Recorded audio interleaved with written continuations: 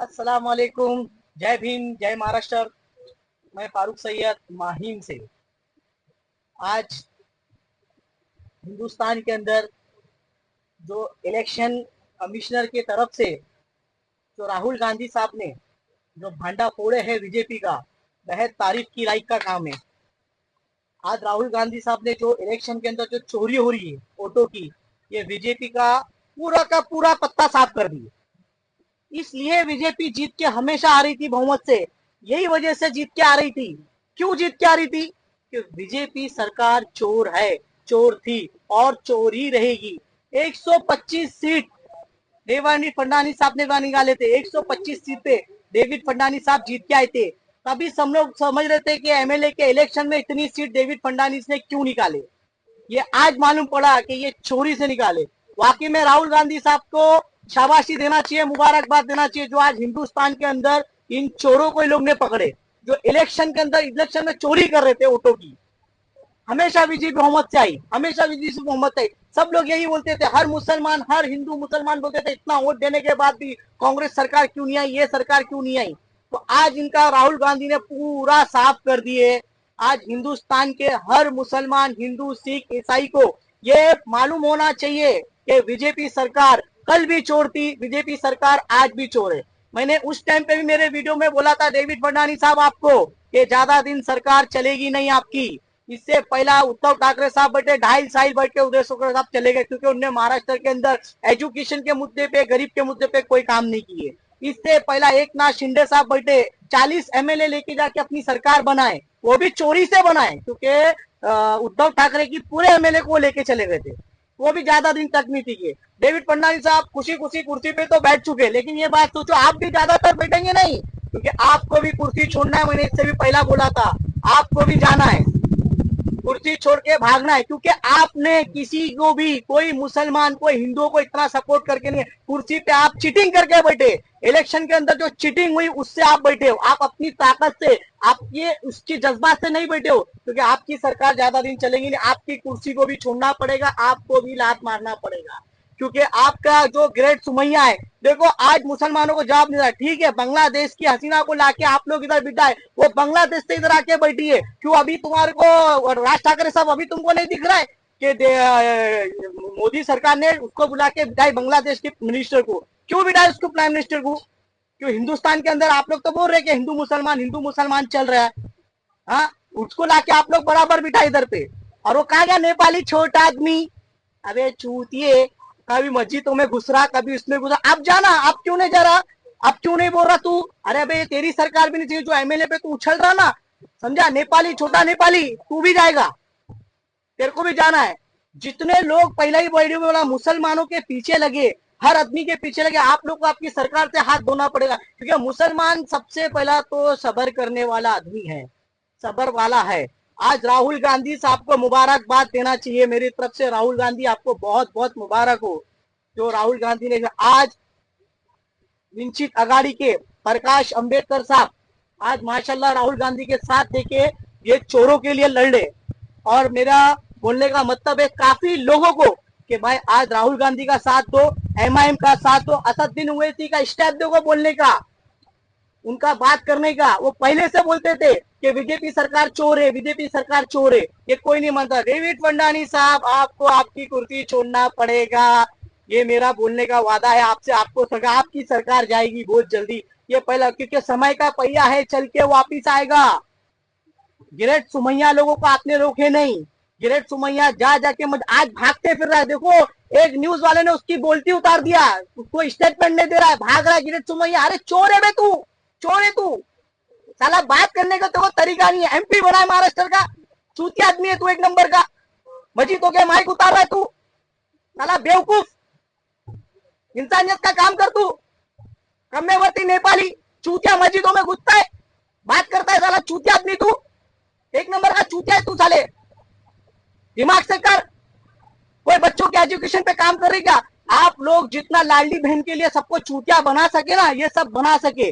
लाडली बहन, लाडली बहन, अरे वो लाडली बहन की जगह अगर यही बच्चों के लिए तुम एजुकेशन के मुद्दे पे काम करते हो, सरकार से बात करके इनकी एजुकेशन की फीस माफ करा सकते थे, तो आपके लिए कितना बड़ा काम था। आज स्कूलों के अंदर पढ़ाई के लिए बच्चों को तकलीफ है। जो लाडली बहन का 500 1500 आज तुम चूतिया बना, कितना पैसा कहाँ से लाएंगे? इतना पैसा सरकार के पास क्या वो झाड़ लगेले पैसे के? चूतिया बना बना के अजित पवार, एकनाथ शिंदे, डेविड फडणवीस चूतिया बना रहे के लाडली बहन का पैसा देंगे। अरे कहाँ से लाएंगे? तुम्हारे बाप का पैसा है क्या? गवर्नमेंट का पैसा है, जनता का पैसा लेके तुम जनता को दे रहे हो।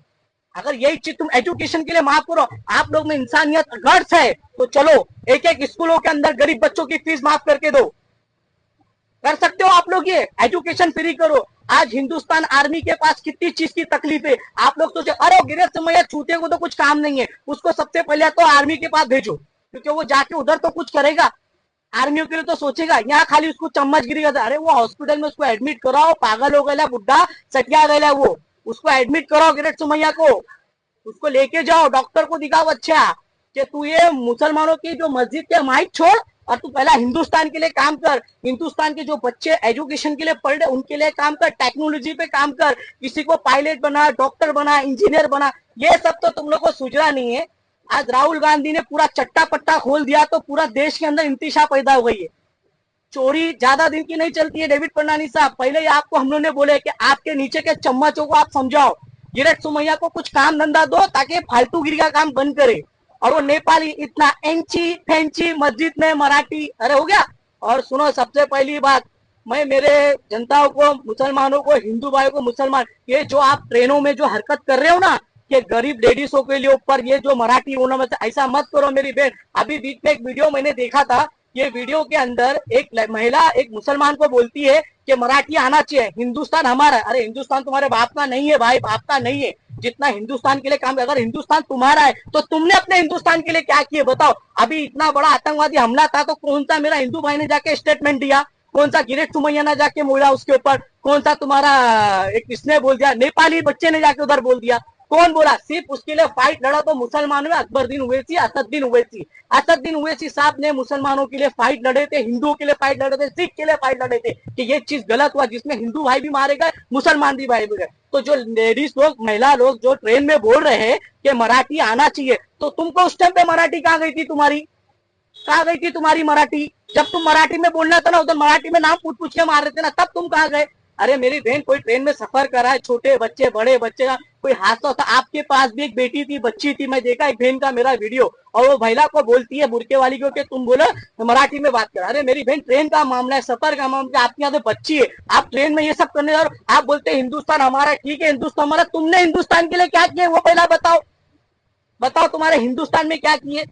आज जब तुम मराठी मराठी बोलते हो, देश का जब सब कुछ चलता है, जना गना मना सब पढ़ते हो, वो सब चीज हिंदी के अंदर लोग पढ़ते हैं, मराठी में किधर पढ़ते? बताओ मेरे को तुम। अरे मेरी बहन, ट्रेन का सफर है, आना जाना करता है। मेरी महिला मुसलमान लेडीजों से मेरी ये रिक्वेस्ट है, ये तक जो भी आपको बोलता है आप जाइए नजदीक की पुलिस चौकी के अंदर, वहां उतर के उसके खिलाफ एफआईआर लिखाइए, उसके खिलाफ कानून से एक्शन लीजिए। मेरी मुंबई कमिश्नर साहब से ये रिक्वेस्ट है, मुंबई कमिश्नर साहब आपसे, कि ये जो भी आतंक, ये जो भी लोग बोल रहे हैं जो मराठी के मुद्दे के ऊपर ट्रेनों के अंदर बुरके वाली को, मुसलमानों को, आपको तरह एक्शन लेना पड़ेगा, वरना यहाँ पे हिंदू मुसलमानों के झगड़े होने से पहला कोई वो नहीं करता। हम लोग चाहते जितना माहौल शांति रहे, प्यार से रहे, अच्छा। किसी मासूम बच्ची को, किसी मासूम लोगों को ऐसा मत करो। ये राज ठाकरे साहब ने चिंगारी लगा दी है और ये चिंगारी हवा बन के फैल रही है। तो प्लीज मेरी मुंबई पुलिस से ये रिक्वेस्ट है, ये गुजारिश है कि मराठी के मुद्दे पे जो भी लड़ रहा है, जो भी कर रहा है, इसका फैसला आप लोग कीजिए, गवर्नमेंट कीजिए, हुकूमत कीजिए। डेविड फडणवीस साहब आपसे रिक्वेस्ट है कि ये मामले को, मैटर को आपको ठंडा करना पड़ेगा, वरना आपकी सरकार वापिस से रिवर्स चले जाएगी। और ये नेपाली को बोलो, जरा नेपाली को समझाओ। और ये तुम्हारा जो ग्रेट सुमैया है, ये ग्रेट सुमैया नहीं, ये चूतिया सुमैया, इसको बोलो किसी स्कूल में जावे, कोई बच्चा पढ़ रहा नहीं पढ़ा, किसकी फीस भरी नहीं भरी, ये एड़े को और इसको दिमाग को समझाओ, वरना चूतिया भेवाओं से खाएगा। क्योंकि सरकार तो अब आपकी बची नहीं, क्योंकि राहुल गांधी ने पूरा सरकार ही उल्टा कर दिया आपकी, और आप भी अभी जाने वाले हो, सेम की कुर्सी छोड़ने वाले हो। आपके मोदी साहब जाने वाले, आपके गृह मंत्री अमित शाह, वो भी, उनका भी पत्ता साफ होने वाला है। जैसा राहुल गांधी पे आप लोगों ने कलम लगाए थे, वैसा राहुल गांधी आप पे कलम लगा के आपको चक्की पिसाएगा, क्योंकि बीजेपी की सरकार हो गई साफ, क्यों बीजेपी बढ़ गई खराब, क्योंकि बीजेपी जितना अपना को 125 सीट पे आप जीते थे, 125 सीट पे बहुमत से। अब समझ में आ रहा है कि डेविड फडणवीस साहब सीएम क्यों बने, क्योंकि ये सब चोरी करके करेंगे तो ऐसा ही होने वाला है भाई। ये चोर लोग हैं आप लोग। बीजेपी सरकार अगर किसी का अच्छा काम करते तो आज पूरे देश में जब से 2014 से मोदी बैठे तो 2014 से आज तक सिर्फ हिंदू मुसलमानों का लफड़ा चल रहा है, दूसरा कोई मुद्दा नहीं मिल रहा है। कभी मस्जिद का मुद्दा मिल रहा है, कभी मराठियों का मुद्दा मिल रहा है, कभी इसका मुद्दा मिल रहा है। अरे ये सब मुद्दे को छोड़ के अगर हिंदुस्तान के बच्चों के लिए सोचेंगे, हिंदुस्तान की आवाम के लिए सोचेंगे तो इंशाल्लाह अपना हिंदुस्तान कामयाब बनेगा। एक टाइम बाहर कंट्री सऊदी दुबई के अंदर लोग हिंदुस्तान को सोने की चिड़िया बोलते थे, सोने की चिड़िया। आज देश में मोदी सरकार बैठने से हिंदुस्तान को आज सब लोग पूछना नहीं चाहते, लोग हिंदुस्तान में आना नहीं चाहते, लोग हिंदुस्तान में वो नहीं करना चाहते। आज सऊदी दुबई लोग जाके वहां पे अपना बिजनेस बढ़ा रहे, कारोबार। आज इंडिया से ये सब कम होते जा रहा है, होते जा रहा है। क्यों? क्योंकि सरकार ही नहीं बराबर है, सरकार अपनी झोली भर रही है और हिंदुस्तान के अंदर पब्लिक के वोटों की चोरी कर रही है। जय हिंद, जय महाराष्ट्र।